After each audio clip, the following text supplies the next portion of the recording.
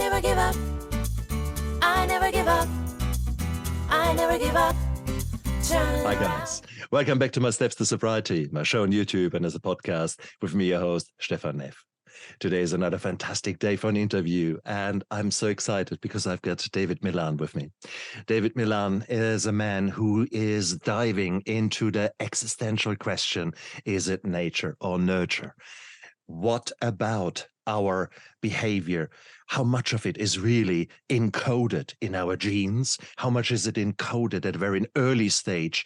And if it is really so heavily encoded, well, can we do anything about it? Both David and I believe, yes, we can. But let's dive deep. If Shakespeare can make up words, I can make up words. Okay, let's be clear about that. David, welcome to my show. Thank you. Thank you very much, Stephan. Lovely to be here. And David, I mean, how did you get into this field of making people better? I mean, you are there, you are convinced that we can change the world. You're convinced that people can be remolded regardless of nature or nurture. And we go into that in a moment. But I mean, you didn't wake up one day when you were 8 years young and sort of think, hey, Mom, I know what I'm going to do. I make people better. No, how did your story start? Well, I think complex trauma started my story.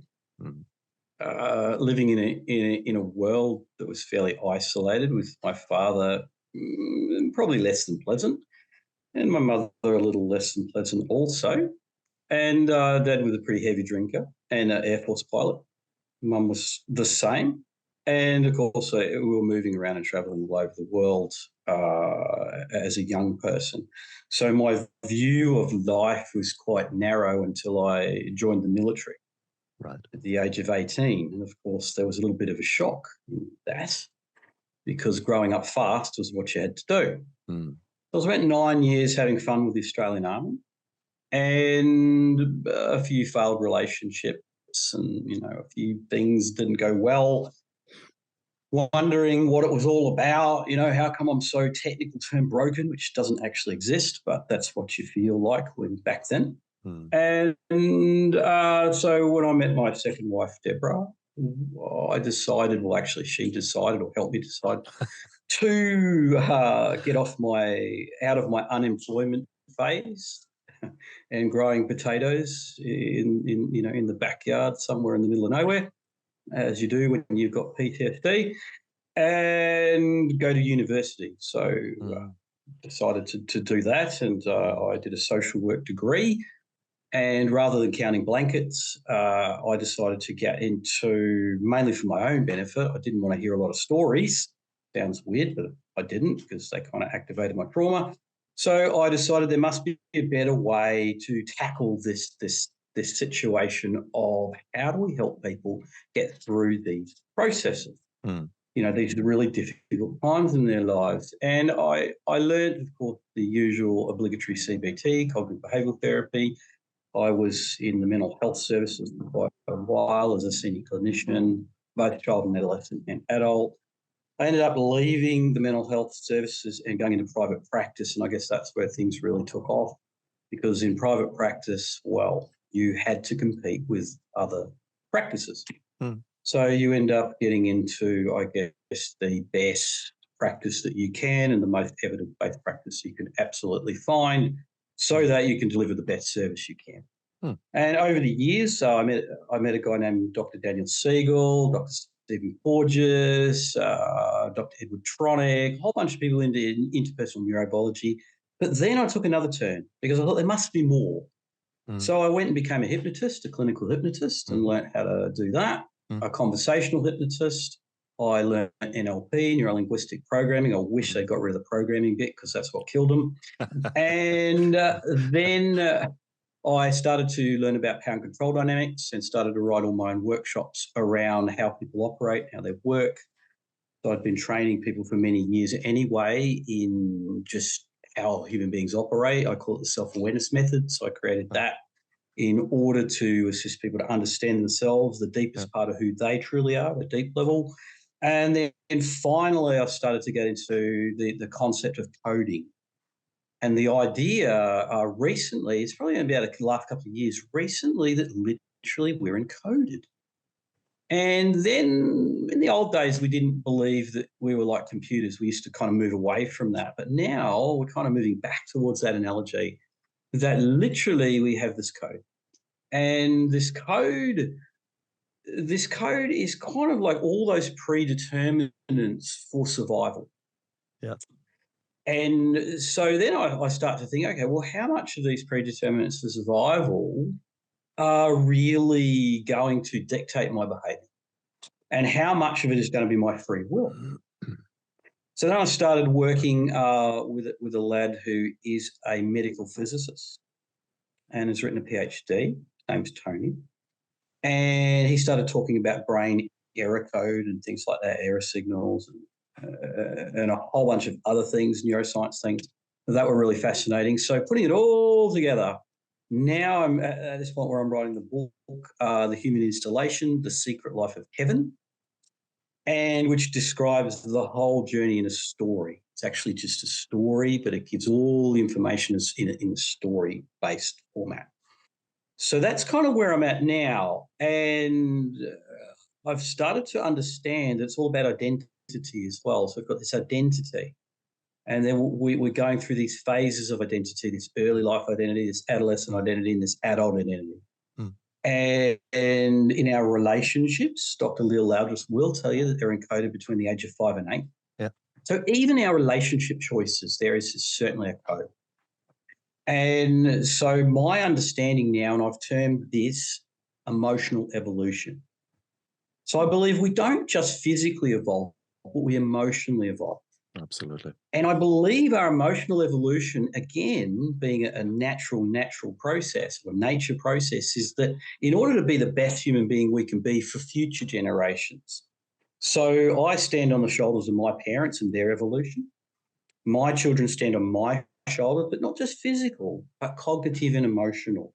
So in other words, if I'm a better person, it's going to make them better people, because not only has modeling come into play from my own stuff, but my genetics, my epigenetics, all of that lot. And now, hopefully, we're going to get these people that aren't going to repeat the same patterns of behaviour, thought and feeling that I had, which I've definitely passed on to them. So interestingly enough, it's all about evolution. Although it's an evolutionary process, it's quite dynamic. It's a dynamic process. You're not stuck in a box of hair colour, eye colour, just going to do that thing. We're always going to be stuck in intergenerational trauma. No. Someone can break the mold. Absolutely. And so what I'm now understanding in my own self and now looking at it as almost like computer programming. It's almost like we've got 0 and 1. We've got pain and we've got pleasure. We've got safe and we've got unsafe. We've got error code and we've got correction code. And error codes keep running until there's a correction code, ironically. So how do we get an error correction code? Well, that is the trick. So that is really, that's my journey. That's where I'm at. And I'm sure there's going to be much, much more. Thank you, Stephan. That was, a wonderful question. I know, it's just in this, we are not just right now walking on stage and say, here I am. We have got a journey that led us to who we are. And this journey doesn't start now. It doesn't even start with you being a baby. No, not even when sort of a sperm and an oocyte meet. There's a beautiful study where rats were kept in cages and they wafted some cherry flavor through that cage and gave the rats shocks, electric shocks. So they very quickly associated them. If there's cherry flavor coming, it hurts. So these rats were taught that, and then they did what rats do, have babies, and then the babies, without ever having been exposed to that experiment, were having some cherry flavor wafted through their cage. Yes. And what happened? They very quickly got jittery because they expected pain to happen. Epigenetics. Exactly. So here you have got within the genome the warning laid down. Exactly. As an anesthetist, I see that again and again. 1 in 10 people have needle phobia. And it really comes back 50,000 years ago. Some dude in a cave figured out, actually, hey, if you don't get stabbed, you live longer. And that's really important. That's right. So therefore, why don't we actually encode it? And that's the reason that some of my patients are true survivors. They go nuts when I come close to them with a needle. And that is basically all encoded. So there's so much more, but we are only just beginning to learn about that. So, but David, if that is the case, for crying out loud, that is hard-coded. That is in my genes. How the hell can I get rid of that? No way in hell. Of course we can. Because it's always evolving. It's about evolution. We never sit still. We never stay still. But there's different kinds of evolution. So behavioral patterns, for example. So let's say that I have, because I've got very heavy encoding of alcohol in my family. Let's be real. Okay. Dad Welcome, brother. Yeah, I'm right with you, bro. So, of course, when I had my first drink at 11, out of the fridge, out of the Bailey's bottle, I didn't even know what it was. I just go, oh, this is nice. Tastes pretty good. Helps regulate my pain because alcohol is an anesthetic. Technically, it regulates your emotional pain as well as, does other things to you. It's a teratogen as well. So not too flash for the neurons in our system. Yep. And I'm going to say we've got three systems. We've got a head brain, which I call the thinky brain. We've got a heart brain and a gut brain. Gut brain is our enteric system. That's our gut brain. That's like what I call the primal brain. That's like our intuition. That's like our safe, unsafe coding. And then we've got our heart brain, which there's a lot more study needing to be done on the heart, although we do know it has neurons. We do know it has white matter. And I believe personally that it processes complex feelings. So why, when I ask someone, for example, where do you feel love? They don't point to their head. They point to their heart. And then we've got our good old thinky brain, and below that we've got another processing unit. So we've got this complex processing unit and a hard drive, let's put it that way. Now, this hard drive is in... No, I'm just thinking, you're an Australian and you're a man. I mean, there is another brain there that often misleads many men, and it's a little bit lower than that. So, yeah, come on. Oh, that brain. Yeah, exactly. Come on. But I think that is basically... That is a mixture. That would be what I call primal code. That's primal code. Exactly right. So primal code is safety, protection, procreation. Correct. So no, I like that. For me, a primal code is like, okay, so you've got a lad. And I do a lot of work with relationships. I actually teach people how to connect. And we also work in the code of attraction. So attraction is refraction. So technically what's happening is whatever I'm looking at, if I'm feeling pretty good about it, guess what? Then I attribute those feelings to the other person. It's called emotional refraction. Dr. Ekman, you can look it up. It's huge. Also, the opposite is if I'm feeling not too flash about you and I'm looking at you, guess what? Now I attribute that pain to you as well. So this primal code has these three areas. Now, safety is always first.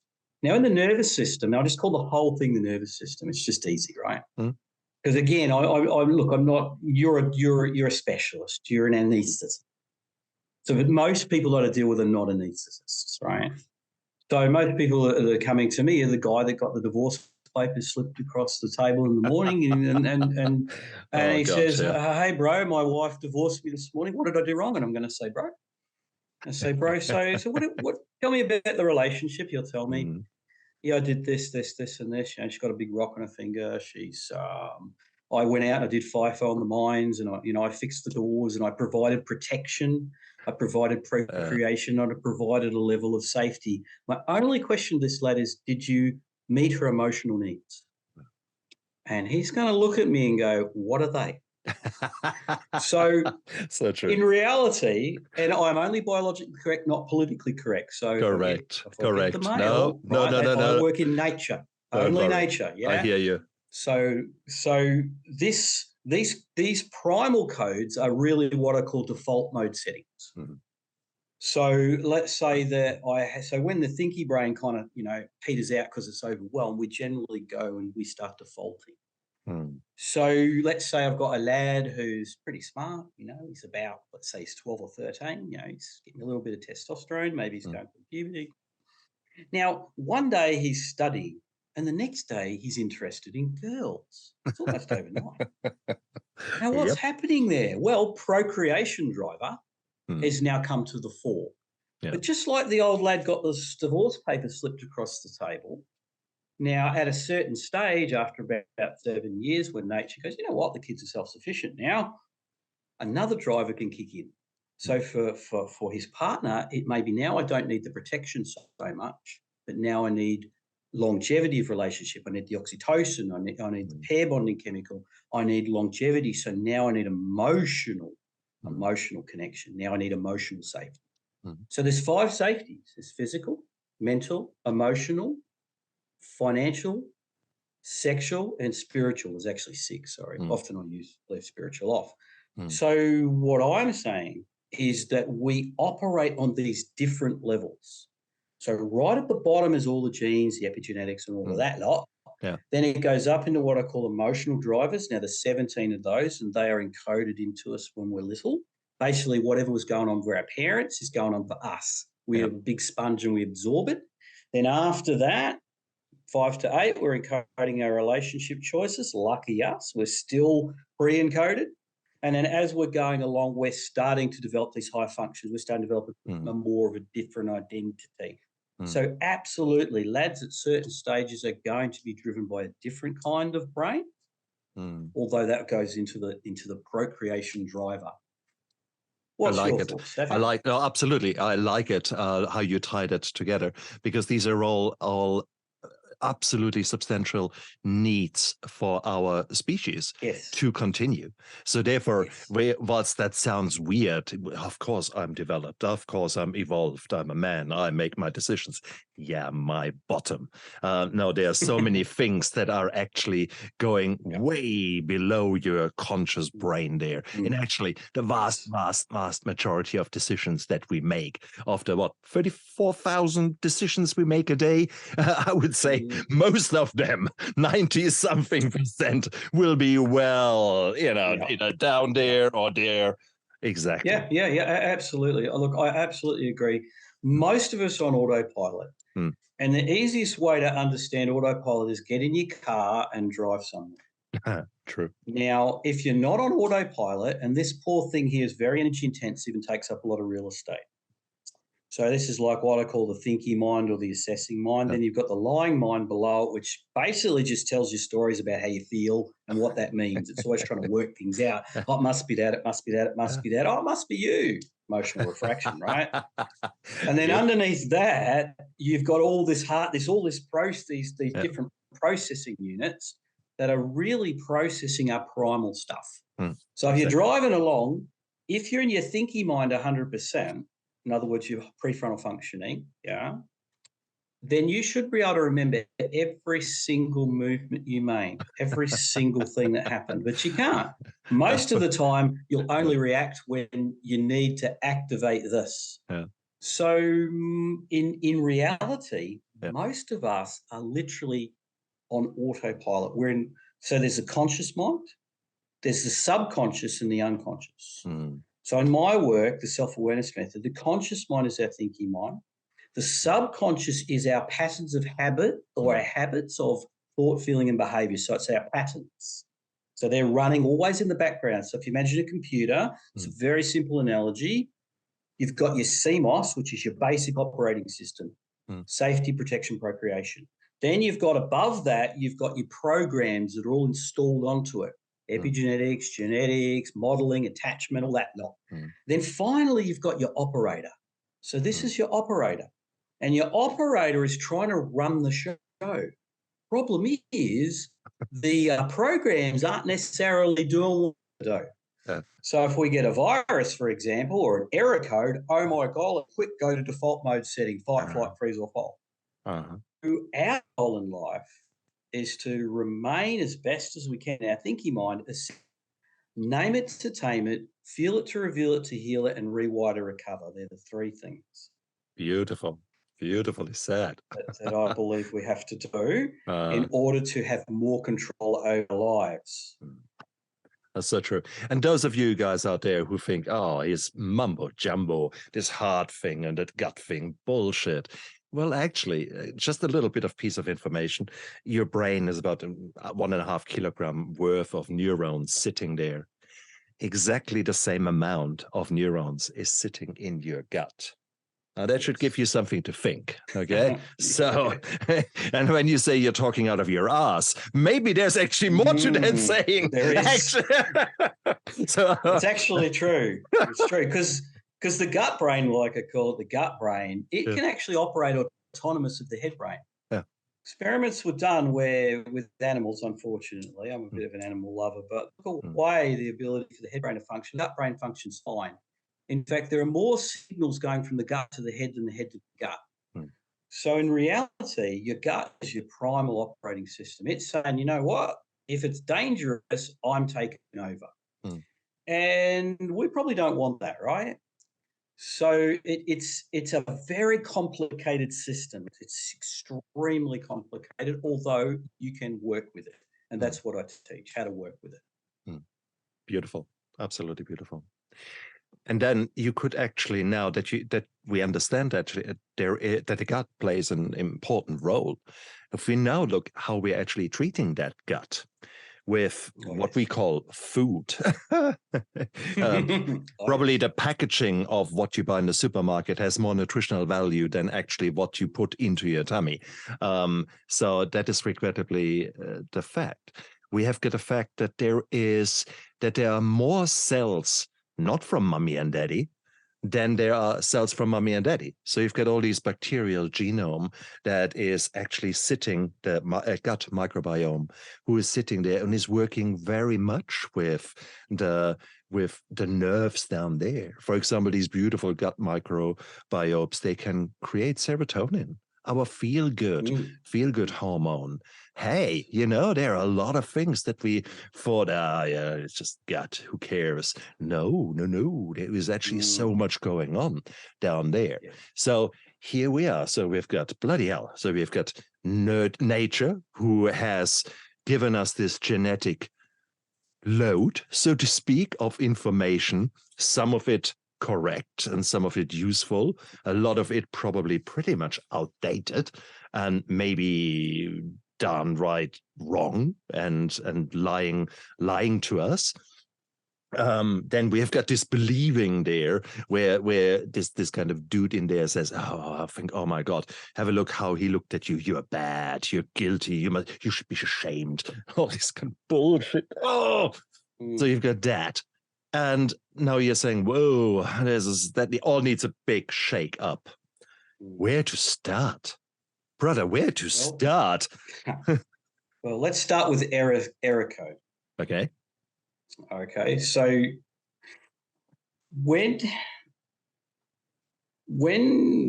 we fail in a strategy, we get an error code in our brain. And you can actually see a spike. Okay. Now, when we're little, when we're talking really little now, and we're always hardwired to connect. So imagine you want to connect, and you try to connect to a significant other, and that fails for whatever reason. There's a lot of stuff being read, a lot of stuff hardwired in there for that connection. Then you'll get this error code, and we'll try and do a correction. So you'll try again and again, error code, can't connect, and then you'll do a correction. You'll try another behavioural strategy. So let's say you start having a tantrum, for example. You're connecting, you can't do that. You have a tantrum, that gets you more pain because every time you get an error code, dopamine gets sucked out of your cells. You get a dopamine reduction, which is that reward chemical. So basically, if we start looking at depression now, we're starting to look at dopamine, lack of dopamine. So let's say your strategies fail, your 3 strategies you've got as a kid. So you end up connect, cry, basically be quiet, dissociate. Now, dissociation in that context is actually a rest for the brain. It's now resting so that it can retry that strategy again. And if you ever look at Edward Tronick's still faces, you'll see a child go through these processes. They'll try their strategies, they all fail, and then the child just becomes still because they're now regrouping up here somehow. Now, that's creating these error codes. Now, the problem with error codes is they don't go away. They're literally wired. Earliest learning is strongest learning. Look at Dr. Porges' work with the polyvagal theory.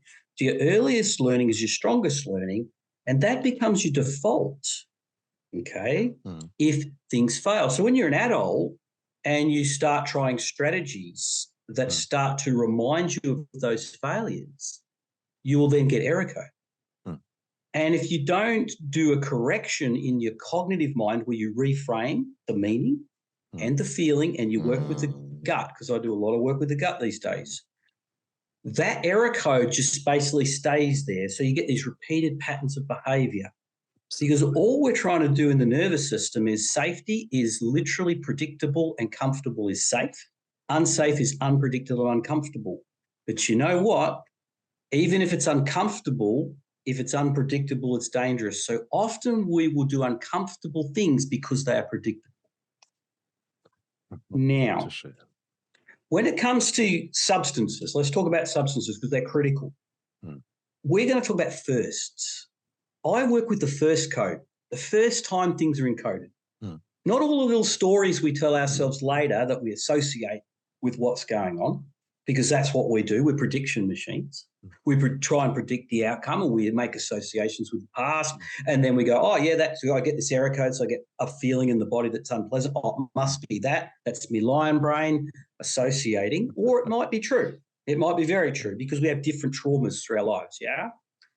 So I call the error codes like micro traumas, and then we've got major traumas. So we're always having micro traumas, really. Now, let's say that I'll give you an idea of a first. Let's say you're a little baby and you're crying because technically now you're in pain, because in our brain, pain is pain, emotional, mental, physical, all the same. It's a very powerful, very good system that is very efficient. Let's say it's very efficient. So here we've got this pain. I'm crying as a baby. Now, what's the first thing my connected mother does? Like I say to my parents, it's all about connected parenting. Well, she feeds me. She whacks me on the breast. So one of my first learnings in my gut, it's in the gut, is that when I'm in pain, I put something in my body. Now, that's one of the firsts. So as I get older and I'm in emotional pain because I'm in trauma, I'm putting the alcohol into my body. I'm putting the drugs into my body. I'm putting the food into my body, trying to feel better, because I learn and I'm wired that I need to get rid of this pain. Now, the problem is with some of these substances, they're pretty strong. And eventually what I'm trying to do is kill my gut. It's the source of my pain. So I'm trying to kill it. So ironically, when I was in the army, I was drinking a hell of a lot because in so much emotional pain, so traumatized, not knowing that up here. I had no idea. Yet here I am killing my gut every day, trying to kill the pain. Later on, ironically, it's very interesting. Later on, when I left my first wife, I stopped drinking for a time, just overnight. Isn't that interesting? Technically, that should never have happened. Yeah. But a lot of my stress went away. So immediately I stopped killing my gut. Now, later on, I met someone else and, I had a better life and she's really good. Not saying the other one wasn't really good because she's they're all good. Everyone is a good person. We're all humans. We're all good. We're all evolving. So part of this process we have to feel it to reveal it to heal it. We have to feel how we feel and sit in that feeling so that we can rewire that feeling. Yeah. Because when we feel that feeling, we build up tolerance to that pain. Yep. Now, if we just kill it with a substance, and alcohol is an anesthetic. Correct. So what I'm doing dating coaching, because I do dating coaching. So let's give you an example. So let's say I've got a lad, just a lad, a likely lad. And this likely lad is an Adonis. He's a Greek god, let's say. He's standing next to me and we're in some interesting place where there's a lot of people around. And he wants to talk to this person over there. He's got a little bit of anxiety, so his window of tolerance, his tolerance for his pain is quite low. Now, he's going to want to do the thing that every young lad wants to do when they're feeling nervous. He's going to want to go to the bar. He's going to want to kill the pain. And I'm going to say, no, bro, you're not doing that. It's not going to happen because you've got to feel this pain. He's gone, but if I go up there, lying brain, I'll get rejected. Error signal from the past, early life rejection. Bang, error signal, kill the pain, go to the bar, or don't approach the person. And I'm going to say, let's work through the error signal. Let's make a correction code. Let's correct the error. Uh-huh. And he'll go, oh, okay, it's an error. Yes, it's a computer program that's just kind of skewy, but we're going to correct the error. So what I'm going to do is I'm going to give him some skills and drills called 3 Magic Question Protocol, Echo Technique, a bunch of stuff, maybe even a script. And first thing I'm going to do is model it to him, because he has to see someone else do it in order to know it's safe. I don't work in classrooms. I don't just tell people stuff. I do it. If I do not do it, then I don't teach it. So I will go out and that person, I'll go up, start the conversation, get it all happening. And then I'll come back and I say, hey, bro, she wants to speak to you. You go, what? It's okay. You can approach. So he approaches, he goes through. Now, don't forget, in his error code, he's losing his dopamine. Uh-huh. He's got lots of cortisol, right? So he's basically being told this is a threat. Yep. His window of tolerance is still pretty small, and he wants to go and drink and make his window smaller, although we're not letting him. So we're pushing through the pain. We're feeling it to heal it, and we're going to reveal where in the body he feels that feeling, because those neurons, we want to talk to those neurons. Don't ask. It's a different process too. It's not I'm not a head on a stick. We are just not heads on sticks. We were taught in the old days, oh, you're a head on a stick. It's all about thinking. Well, if it's all about thinking, mate, how come I can't get off the couch because I'm bloody depressed? Uh-huh. If I've got a head, I've got 2 arms, 2 legs, and a body, technically I can get off the couch, right? But it's not about me thinking, because me thinking ain't working, because it's in this other system that's going error code, error code, error code, error code, error code, sit there, shut down.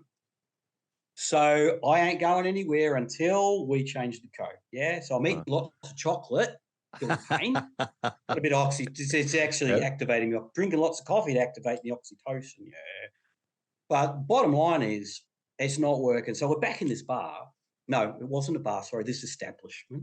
I didn't say bar. Okay, just know that. Just don't picture a bar, whatever you do. Okay, so here we are back in the establishment with my Adonis, and I do this first approach, come back to him, and he's going to do the second one. So I walk behind him and he goes up and he says, hi, my name's such and such, whatever he says. And wow, he does it. He just goes through that process. He gets a dopamine hit because he achieved something. That's a reward. And that reward starts rewiring his brain. Now, we have in the conscious mind, the old thinky mind, a bit of a problem, because the old error message is going to have trouble operating when there is new code that suggests it's not right. It's incorrect.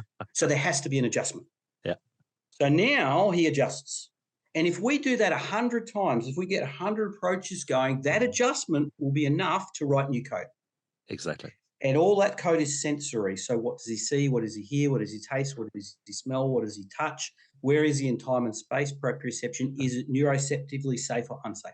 Yeah. So we're going through exercises to ground him in the body, to keep him there. We're going through this code, because it's the same part of the brain that processes reality, processes imagination, ironically.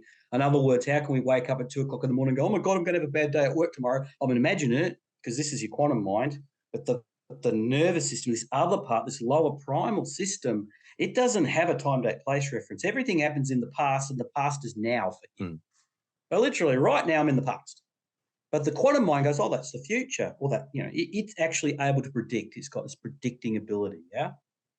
So he's already predicted before he even started that it will fail, because the error messages are going off, which tells him it's failed in the past. But then it doesn't fail. And we might have to reframe it, because that's really critical. We have to reframe the meaning. So let's say he'll say to me, honestly, he'll say, oh, but I forgot what to say. He'll say something that's not too flash. Mm-hmm. And I'm going to go, hey, bro, how did you feel when you did it? Oh, really nervous. How did you feel when you achieved the goal of just talking to that person for 5 minutes? He'll go, I felt really good. That's right. That's what I want you to remember. Uh-huh. And the more you do it, if you do your drills, you get your skills. Nice. So the more you do it, the more you wire it up. The more you wire it up, the more you myelate it. The more you myelate it, the more it becomes a habit. This is your new habit and your new correction code now.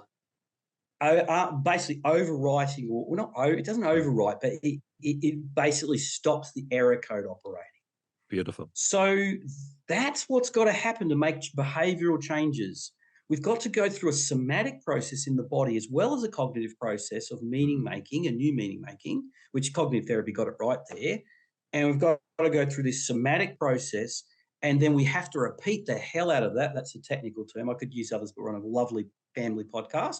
We've got to repeat a lot of that in order to get that code, that correction code, to get locked in there. And also we do some stuff to talk to the gut, because the gut's a bit weird in the way it understands stuff. It doesn't use thoughts. It uses the feeling, uses the energy and motion, or the emotion. It uses the feeling that goes with the meaning base, because language makes meaning. So this process is actually quite simple if you follow the steps. If you don't follow the steps, it doesn't work. Anyway, what do you reckon, Stephan? It makes a hell of a lot of sense, because what you're doing is you're actually changing the state of your body in a very systematic approach.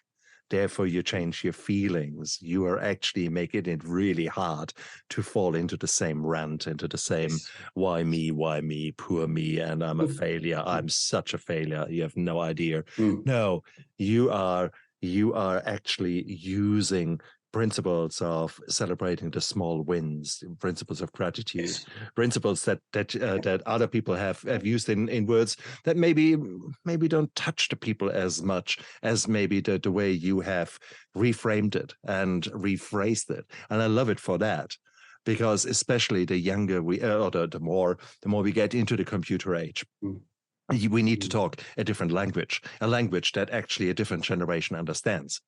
There are some oldies but goldies and good old kind of, that's okay. And we are probably that generation. But having said that, no, we need to be able to talk the language that means something for people out there. And if there is a spiritual way of connecting with that person and delivering the message, that's brilliant. But there's so many other people out there who are a bit more questionable, who are a bit more scientific in their approach to life, regardless how fucked up their life is due to their programming or whatever it is. Let's be clear about that. But they've got this kind of thinking, oh no, I need to understand what's going on. You allow them to do that. You bring that with your approach. You put it into a modern language, really, that makes instinctively sense to me. So for me, as a strategic kind of bloke who wants to know how things work, I'll take it. All that is you got me there, and that is so powerful. You spoke to me both in a language that I understand, as well as the principles suddenly made sense. So that is powerful. That is bloody powerful, brother. That would have not grown overnight. That thing. That is 35 years. That took. Well, I was about to say. So this man did his homework. Okay, he was his own guinea pig. He tried this. He tried that. Exactly. Oh yes. Well, wait till you start getting into attraction code. Now that's even more interesting. Oh, cool. Because I work with males and females, of course. Yeah. And look, I will not mansplain anybody. Remember, I'm biologically correct, not politically correct. So I only work in the biology. So please don't get offended. But males and females, we process language differently. Yeah. So when we are working with different people, we're all human, although we do have a slightly different coding for biological reasons, and I don't know if we can escape that yet. No. Maybe in 25 we will, when we're all actually heads on sticks.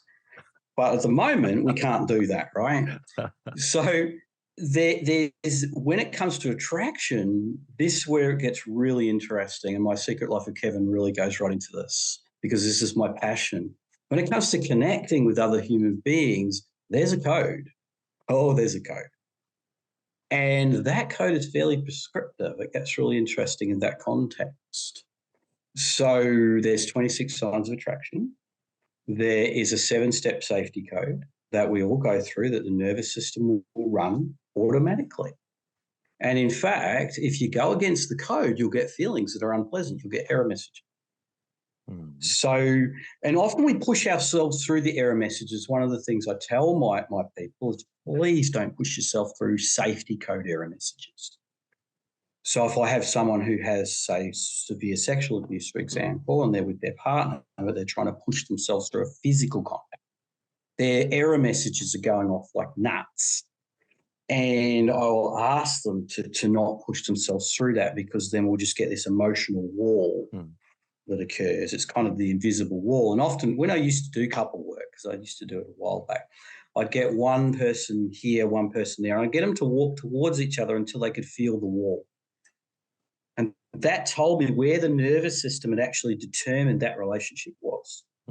So if I'm in that place, it's not a bar, but let's pretend I'm in that place. Pretty soon I can work out how relationships are, because I also do all the body language and all that lot too. Because you have to. Hey, behaviour, I do it all. So we can read certain things. It doesn't give us exact. It's a base. We need a baseline. It's a guideline. Although there are definitely certain things that tell us, for example, if someone is running attraction code. We call it taxi light on. So you can have a couple. One of them's running attraction code. The other one's oblivious. Guess which one's oblivious? You'll never guess. One of them's running it. I can't say. One of them's running their attraction code, probably unconsciously, but some point it's going to become conscious. And then that is going to start attracting attention, shall we say, unconsciously. So we are more biologically driven than we like to give ourselves credit for. That's for sure. I mean, there are studies from the 80s and 90s where the speed with which we make these decisions were tried to be quantified, and there were some results that basically said that within 15 seconds of a woman walking into a room, she has decided with whom she will sleep, at least in the very basic form. How does that actually all happen? So, I mean, is that something that you have come across in your studies? Yes, absolutely. How does that all work? I mean, how does that safety code work with that that primal instinct? It's primal instinct, isn't it? There's a lot going on. To describe it to you, I'll do my best, because, again, this is a whole workshop. This is my personal, professional empowerment, relationship, self-defense work. Oh, wow. Where I help people actually defend themselves against narcissists and stuff like that. Oh, beautiful. Yeah. So I have techniques that help people recognize these codes, recognize code breakers, and be able to manage relationships. But okay, so basically I'm going to say most things are happening below awareness. Now, if we are going to accept that our relationship decisions, like our partner decisions, are encoded between the age of 5 to 8, because that's what the research suggests, then what's happening there is attraction is technically pre-encoded into what you'll find attractive. Now, that doesn't mean that is the be-all and end-all. That's the baseline. Sure. Yeah. Sure. So let's say I walk into a room. I will be running a code. It'll run. It'll be running. And I will notice immediately elements that fit with that code. But it's what I do after that that's critical. So no shit, Sherlock. We're gonna take the sex bit out, because sleep with is not the reality. It's not work. It doesn't work like that. Fair call. It does not work like that. I was exaggerating. I do admit that. No, that's okay. That's okay. It's a code. So if I walk into a room, and let's say I'm on someone else's love map. Now, I'm going to call it a love map, because this is what I call it for my clients. You have a love map. Your love map has these elements on it. You will naturally notice people on your map, and other people you won't. So, for example, Now, I have developed a whole system of recognizing different behavioral styles to do with relationship called coquetting. Now, it's very complicated, but basically your early life encoding will kind of lead you to doing things a certain way. And after that, you can alter and change that up here in thinky mind. But for the most part, most people are following these maps. Because let's face it, these maps are tried and true. They keep us going. They keep us safe.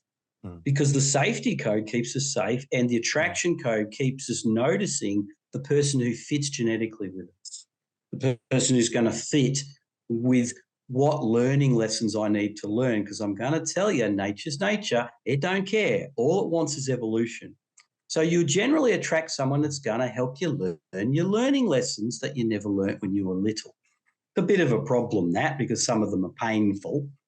So therefore, what can happen is we can often attract people on our map that do what our parents did, act like the way our parents did, act like significant others did. Have you ever heard, oh, you're just like your dad, you're just like your mum? Well, guess what? It's the map. So we call it the early life map. But that map can be altered and changed. It can be re-encoded. That's the beauty of it. You can put a new map on top of it, which is what I help people to do. One of the biggest questions I get asked, Stephan, is how come I go out with the same person with a different face? And I say, it's your map. It's your map. Exactly. It's just your map. That's it. It's your map. Now, if you're not aware of your map, you're going to keep repeating the same patterns of relationship until you evolve past that learning lesson that nature decides it wants to give you, because nature's all about evolution. If you don't evolve, you go extinct. So the young lad who doesn't know about emotional needs technically now is becoming a bit of a dinosaur, because now her taxi light's on and she's moving up evolutionarily. So when I walk into a room, I'll be on some maps. Now, attraction's not what we think it is, guys. It's not what you think it is. Forget everything the thinking mind has told you about attraction. Attraction is initially the map. Then it is how you make someone feel. It's emotional refraction is attraction. Exactly. So the map indicates who you might be attracted, like who might be a match for you based on a whole bunch of stuff. But after that, it's about how that other person makes you feel. So let's say I'm walking into my room, which is not a bar. As we said, we're not in a bar. And let's say there's 10 people in the room. 3 of them, I might be on 3 maps. Now, immediately they're going to run another code. They're going to run attraction code. Now, there's 26 signs of attraction. Yeah, good thing I can read it. So only 1 in 31 males can read attraction code. Interesting. 30 of 31 females can read attraction code. Get it? So we can be a bit dumb as rocks. It's just nature. Because guess who is the huntress? We're not the hunters. The ladies are the hunted, because they have to be safe. They're the huntresses. They are huntresses. In this arena, they call the shots. Of course they do. Until level 6 of the safety code. So let's say I'm on 3 maps. Now, some things are going to happen. Now, if I'm a switched on lad, I'm going to notice some stuff. Now, when I walk into that room, as soon as I'm on a map, I will get a certain look. It's all about the look. Okay, I call it the looking game. This is all my stuff from my work, the looking game. So I'll get a certain look. Now, I must look back, hold eye contact and wait to see what happens with the eyes of the other person. If they sweep down, called the shy geisha, I'm on the map. It's good. If they go sideways, half in, half out, if they sweep off, it's F off. If a female ever looks up, when you look at, trust me, she don't want to know you. Just know that if you're a lad. Right? Excellent. So if I'm on her map and I get the right look, then what's got to happen is I've got to play this thing called the looking game. Now, she has better peripheral vision than me, so I've got to make sure I position myself correctly. So she'll be over here somewhere, I'll be here, and it'll be positioning. And then what will happen is she'll run through a code. and there'll be certain signs that you know that she wants me to connect with her. This is all connection. It's not sexual. It's connection. Uh-huh. I have timed this. If I don't connect within about 15 minutes, I'm done. She'll probably run code she'll run a code elsewhere. So most of my lads have to approach within 15 minutes of this particular code being ran. Once there's an approach and you're on a map, if you're on a map, you're about 85% more likely to have a good connection. If you're not on a map, there are ways to get on a map, but I'm not revealing that here because now we're doing Jedi mind tricks. Mm-hmm. So it's a bit of a different ball game. Yep. And I always vet my people when I do this stuff. But at the end of the day, now we're on the map with approach. We have our discussion. Now it's a job interview. So literally now we're working on how we feel, a fraction. The better she feels, the better I feel, the more connected we get. We're on the map. We now start to go through the safety code, which has 7 steps. So safety code will start to determine, and by the way, the ladies are the leaders of the code, not us. One of the worst things we were taught, we call it keynote, touch, bad, breaking code. She is leading this code. Now, this is a nervous system code. This is unconscious. I work only in the deep primal. That's where I work. That's my whole world. So if it's anywhere in the thinky brain, I don't care. The thinky brain can take a holiday to Jamaica, sip pina coladas on the beach for all I care. Because what's happening now is primal. And it's been well studied, and all the research is there. So literally she'll go through a code, and if everything works out right, we'll start to pair bond. And if we pair bond correctly, then there's a possibility of further connection. Then it's a whole different ballgame as we have relationship. But these codes also run in relationship, by the way. They don't stop there. So I'm married 25, 26 years. My wife still runs safety code with me when I get home. So I know if she doesn't do certain things, she's not safe for me to connect with her physically. So if I can make mistakes. And if I make mistakes and her nervous system's not ready to accept me, she will reject me.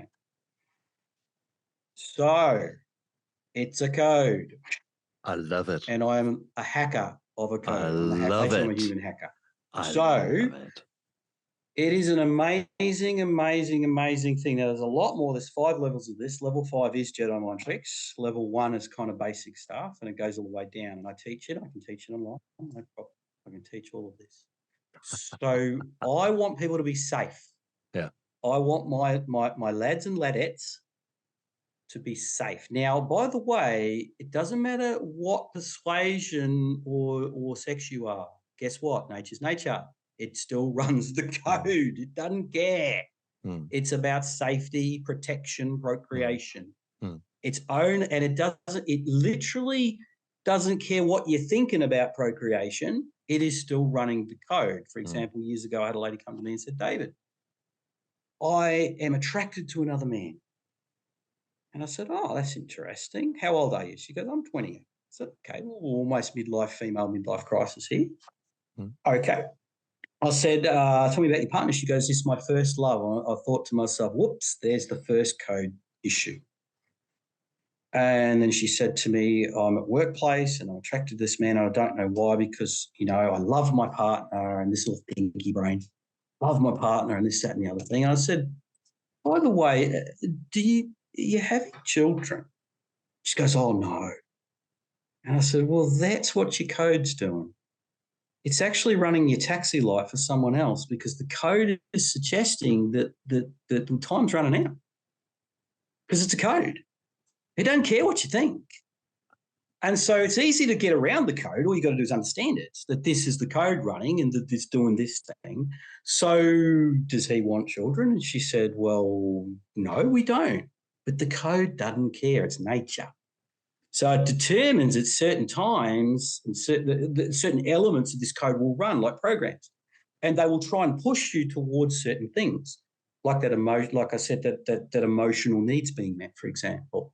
We have that protection and procreation need originally, but later on for longevity of relationship, we need our emotional needs to be met. So then the code will start running. If the emotional needs start being neglected, guess what? Taxi light on. Code will start running. And males and females run taxi light. What do you think, mate? That's just some of it. I mean, this is huge. This is my whole world. Is it not? But it's so true. It is so true when you reflect on your words and the thought patterns that you're telling me there. God, I see immediately situations in my own life, in my current relationship, i.e. I'm 26 years married. Exactly the same thing is happening when I walk through the door. Exactly. It's code, mate. It's code. Hell yes. Hell yes. Man, I mean, we could talk for hours, and I'm so tempted to actually do that. But I think I need to do some homework. And I think a lot of people want to do some homework too. Tell us more about your book. Tell us more about your whole system. Where can people find you?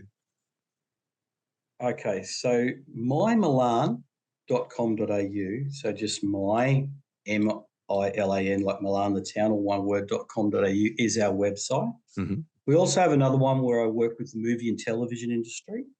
Working with helping them work through their mental health, consulting on the mental health of their people, their workers. Mm-hmm. So that is onsettherapist.com.au. Mm-hmm. But the My Milan site has all of the information, not all of it, but information about how to contact us, how to talk to me. The best thing to do is go onto mymilan.com.au, contact us by email, or you'll get Deb, who does I'm the front man. She does everything else. As you can imagine, I'm pretty busy doing this. So she will direct you in the right direction. We can have a yarn, a chat, if you want something. Now, the Human Installation Secret Life of Kevin is being written because it's a really, and it's not a textbook. It is a story. Yeah. So it is written as a story. So everything that I've been talking about and much more about how we operate is in this book. Perfect. So release date? Probably May. Yes. I'm looking for a decent editor. So if we've got a really good editor that's not going to cost me 10 grand, then I'm right there. So we're looking for a good editor at the moment because I'm up to about chapter 10. We've probably got about 23 chapters in it. So it's about halfway through. Nice. So I'd say about in May sometime we're going to put it on Amazon, and this will be the culmination of pretty much all of my knowledge around these subjects put together in one place as a good read, because it's comedy, it's funny, it's designed to be a good laugh, but it's also very serious, because if someone's running their taxi light and they're your partner, not good. Exactly. I'll be able to recognise that. But then again, there is a message there. So if we actually start to learn to talk Lisa or Jenny or whatever the language is, then actually we can see that. There are warning signals. And that there are definitely warning signs, yes. How cool is that? How cool is that if we just pay attention, if we stop finally and get off our rat race, the hamster wheel, and actually smell the roses, or actually smell your partner for that matter. And in a good way. Exactly. But there is so much there that we can do. And unfortunately, especially we men, we are sometimes emotional retards. And I know the word retard we should not use that. And I will probably get letters to say, but I call myself that. I was emotionally retarded until bloody hell 8 years ago. And I'm still only now learning about the code, about my own, what drives me. Why am I getting triggered by my wife rolling her eyes? For crying out loud, it's a bloody That's little F off, by the way. Exactly. So that's it is just for F off. Yeah, exactly. I know. But there is so much that we can learn. So it is not mission impossible. No, on the contrary. I did it, and if I can do it, anyone can do it. I was dumb as a rock. Trust me. My point. Dumb as a rock. I will now not get into the usual banter between New Zealand and Australia. So That's fine. It's all cool. That's true. But one thing I was going to say, Stephan, before we go, is it's a bit like this. This is the analogy that I use for my lads. Basically, you're on the Titanic. That's your relationship. You're arranging deck chairs on the deck while the band is playing and the ship is sinking because you're just not noticing. You're not noticing what's going on. Exactly. Meanwhile, she is rowing away on a life raft pretty fast towards another ship in the horizon. Correct. And she's been doing that for about a year or two because it doesn't happen generally suddenly. Isn't it? So what we've got to do is we've got to start realizing when we're on a sinking ship and start plugging the holes. And it's actually really easy to do. That is the irony of it. The things that we have to do as males are not really very hard. And that's and I mean that because I have a lot of what we call language patterns, or linguistic patterns we use. But also once you understand code and you can read code, technically then you can kind of gauge where things are at and then make the correct adjustments. In other words, put another program in. But if you can't read code and you're a Luddite, then basically, you know what? It's a bit of Russian roulette how it's going to go. So Titanic, don't be that. Exactly.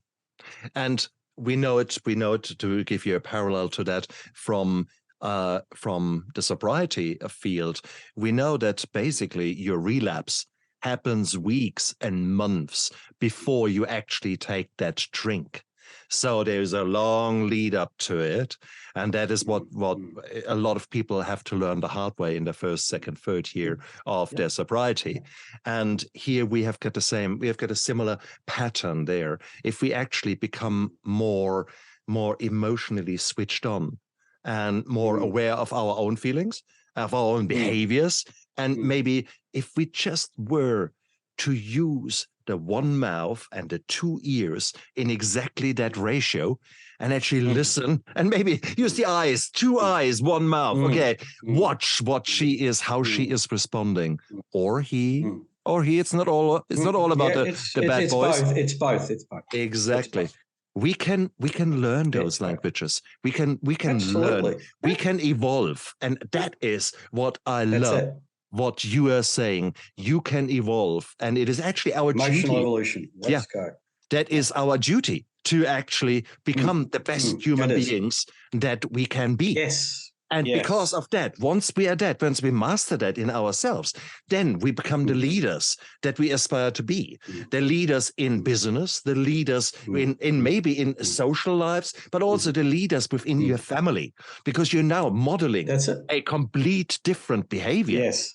That's right. You're modeling. And you have to model. Exactly. And that you have to for learning. Yes. Absolutely. And that's how you break the intergenerational curse that is often so taken for granted. Yes, my boys most definitely will have the same bloody 50 alcoholic genes that I had from my parents.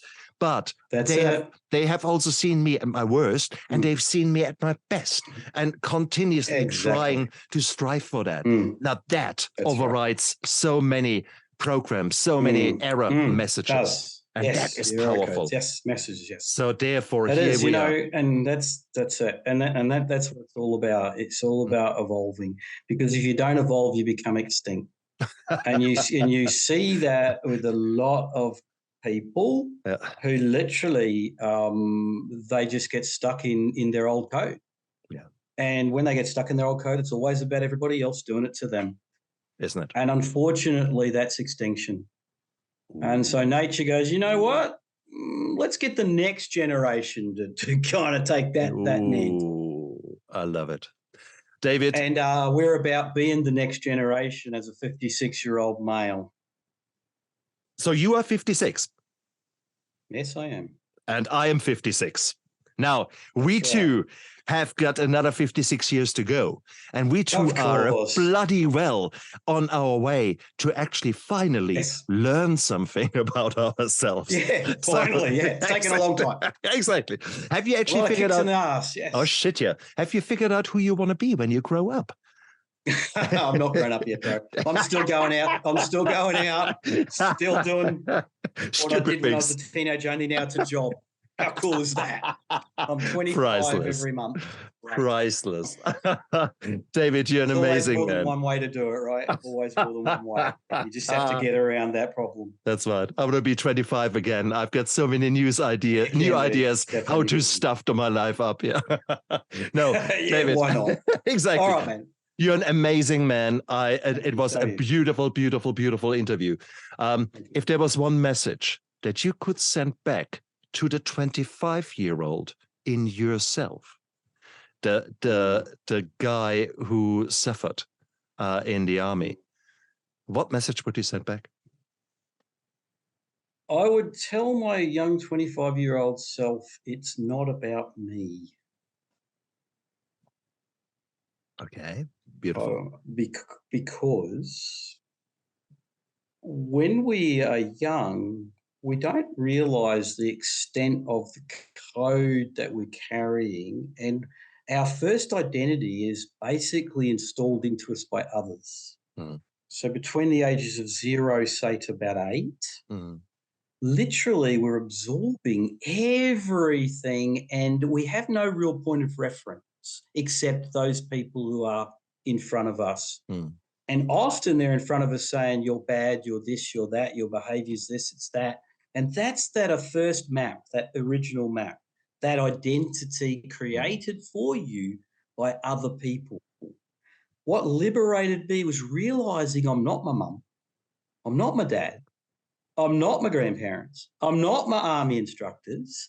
When they were telling me these things, I have the ability to change my code. I can rewrite my code. I just have to learn programming language. Beautiful. That's what I have to do. So it's not about me. Guess what, sunshine? It's about them. Excellent. I love it. David, this is not the last time that I had you on my show. I'm threatening you right now. I know where you live. It's not a threat. No, it's a long when I come to New Zealand, bro, I'm going to see it. It's happening. No, the reality is you are growing. You're evolving. I want to know where the new David is. Exactly right. No, that's wonderful. David, I wish you all the best for the book release. Let us know as soon as you know, because definitely I will be the first one to buy that book. I can't wait to learn more about Kevin. Copy, Kevin. Wait till you meet Sharon, me Black Widow. Ooh, anyway, not to worry. That's excellent. Just a taster. Okay, guys, I'm sure you guys like me. I can't wait. And I want you to just check down there into the description of the YouTube video and of the podcast. There are all the links to Kevin, I was about to say, to David and Kevin in future. So don't be shy. Go down there, check him out. And whilst you're down there, press the like and subscribe button so that you get more information coming through whenever I get a new amazing guest coming on my show. So, David, thank you very much again. And you guys out there, look after yourself and live with passion. Bye. I never give up. I never give up. I never give up. Turn around.